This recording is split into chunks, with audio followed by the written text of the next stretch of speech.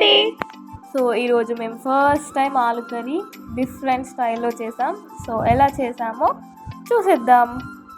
First oil వేసుకోవాలి, దాని తర్వాతకి తాలింపు గింజలు పచ్చిమిర్చిలు వేసుకొని ఒకసారి మనం కలిపేసుకున్న తర్వాతకి అది బాగా ఫ్రై అవ్వాలన్నమాట.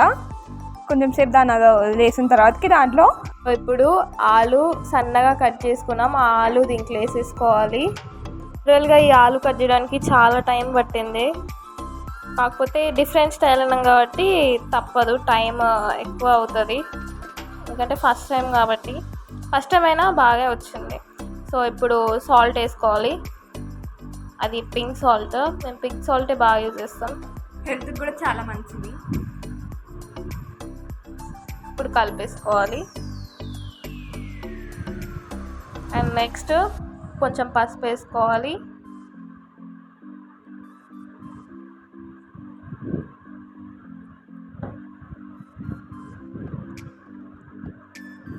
బాగా కలుపుకోవాలి.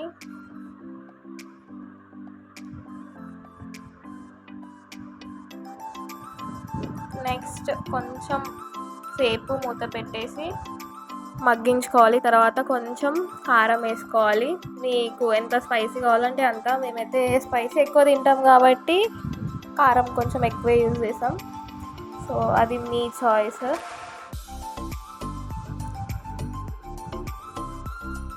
తర్వాత కొంచెం ధనియాలు పౌడర్ అది, అండ్ మీకు ఇష్టమైతే గరం మసాలా కూడా వేసుకోవచ్చు. అండ్ ఇట్స్ ఆప్షనల్ అనమాట, మేము వేసుకోలేదు బట్ వేసుకోవచ్చు, చాయిస్. కర్రీ అయితే లిటరల్గా చాలా బాగుంది. అవును, చాలా బాగుంది కర్రీ. అయితే ఎలా వస్తుందా అని అనుకున్నాం కానీ చాలా మంచిగా వచ్చేసింది కర్రీ మాత్రం. మంచిగా తినేసాం. సో ఇప్పుడైతే కలిపేసుకొని కొద్దిసేపు మగ్గనివ్వాలి. ఇప్పుడు కొంచెం కొత్తిమీర యాడ్ చేసుకుందాం.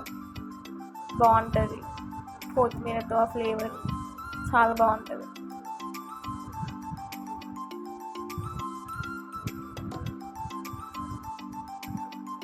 సో కొద్దిసేపు అలా మూత పెట్టేసి ఉంచుతాం.